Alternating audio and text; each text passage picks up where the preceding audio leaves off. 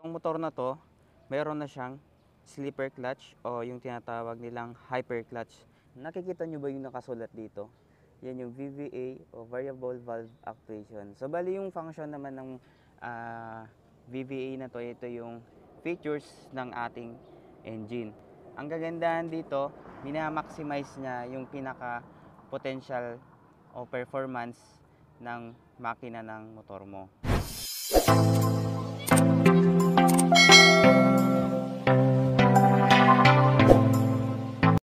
Mga ka-Phantom, so ngayon pag-uusapan natin yung 10 rason kung bakit ka bibili ng Sniper. So unang-una, shoutout nga pala sa mga nanonood sa aking video. So sa mga taga-suporta ko dyan, maraming salamat sa inyo. So yun, ang unang-unang rason kung bakit ka bibili ng Sniper ay meron na siyang multifunctional digital panel. So dito natin makikita yung kanyang indicator. So dito sa kanyang digital panel, makikita natin yung orasan, then neutral, yung kanyang check engine, then high beam. Makikita mo rin dito yung kanyang signal light, then yung kanyang temperature. So aside dyan, itong ating Sniper 155 ay meron na siyang LED light. So yan, naka-LED light, pati yung kanyang tail light naka-LED. So alam naman natin kapag naka-LED yung motor natin, maganda dyan kapag ginamit natin siya sa daylight is very visible siya.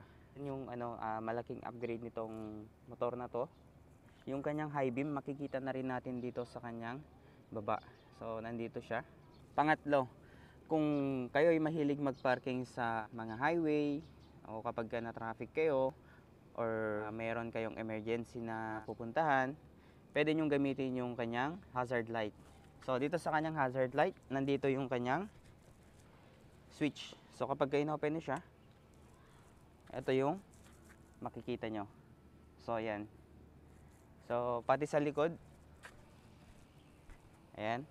So hindi nyo na kailangan magpa-install ng hazard light. Kasi yung mga ibang motor ngayon, wala pa silang hazard light. So good thing dito sa ating Sniper is meron siyang built-in na switch para sa hazard light.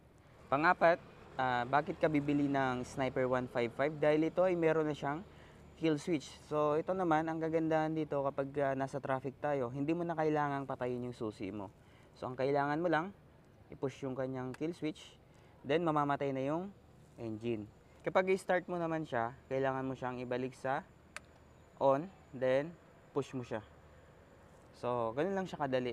So sa mga ibang motor kasi, wala silang ganito. So kailangan pa nilang patayin yung susi para mamatay yung kanilang makina. So napakalaking tulong nito, lalong-lalo na nga kapag meron kang emergency na bigla kang hihinto ngayon, hindi mo mapatay itong susian mo, pwede mong abutin lang dito. Mas pinalapit na yung pagpatay sa ating engine. Ayan, nandito lang. Panglima, itong motor na to, meron na siyang beam pass. So malamang sa malamang, hindi mo na kailangan pang laruin yung kanyang high beam. So itong features natin ganito is meron din to sa version 2. Good thing na sa version 3, meron siyang beam pass. Kasi sa mga ibang motor na nag-upgrade ng version is tinatanggal nila yung mga ibang switch or ibang features ng motor. Kaya kapag may kasalubong kayong mabilis, pwede nyo lang silang i-beam pass. Ayan o. Tsaka napaka-smooth lang. Pang-anim, itong motor na to ay fuel injected na. Malamang sa malamang, itong motor na to ay nag-average siya ng 45 to 48 km per liter. So di ba napakatipid na nitong Sniper. Sa ganitong 155cc category, masasabi natin dito, malakas na, matipid pa. Pang-pito, itong motor na to, meron na siyang slipper clutch o yung tinatawag nilang hyper clutch. So yung function naman nun, kapag mabilis tayo, then biglang nag-downshift tayo, hindi kagad mag-skid yung ating rear tire. So yun yung kagandahan sa kanya para maiwasan natin yung aksidente. So yun, kapag may experience yung slipper clutch na sinasabi ko, kapag mabilis kayo. So ngayon, may dumaan na aso. So kailangan nyo mag-engine brake. So yun is hindi nyo ma-experience na dumulas yung gulong nyo. Kasi yun kasi yung kadalasan na nangyayari kapag walang slipper clutch. O, etong motor na to, meron siyang slipper clutch. So hindi yun yung slipper na chinelas. Yun yung isang features ng ating engine pagdating kay Yamaha. Pangwalo, nakikita nyo ba yung nakasulat dito? Yan yung VVA o Variable Valve Actuation. So bali yung function naman ng VVA na to, ito yung features ng ating engine.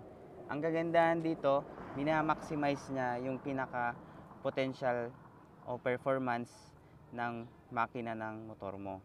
So nag-activate ito between 7,000 to 8,000 RPM. So doon yung ma-experience yung performance ng ating sniper. So sa mga ibang ibang features ng engine katulad ng Honda, meron silang VTEC. Sa mga ibang sasakyan, meron din silang ganitong engine features. So good thing dito sa ating Sniper 155, meron siyang ganitong features.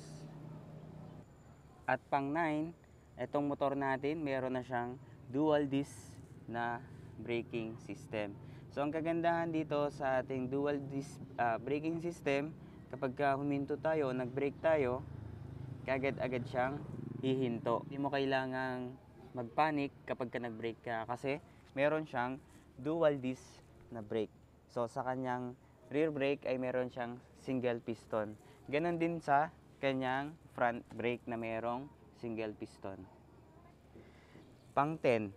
So ito kadalasan sa mga fuel injected na 150cc category na underbone, itong motor na to ay siya yung may pinakamalaking fuel capacity.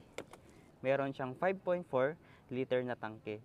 So 'di ba, yung mga ibang motor sa ganitong category ay nasa 4 liter, nasa 4.2, 4.5, yun na yung pinaka maximum na tangke nila.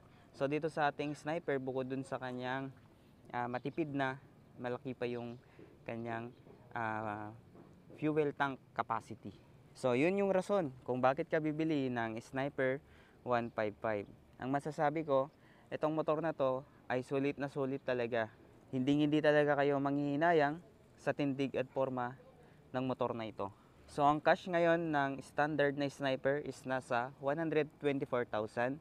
Then yung keyless na Sniper ay nasa 135 to 139. So depende sa kasa na pagkukuhanan nyo ng Sniper.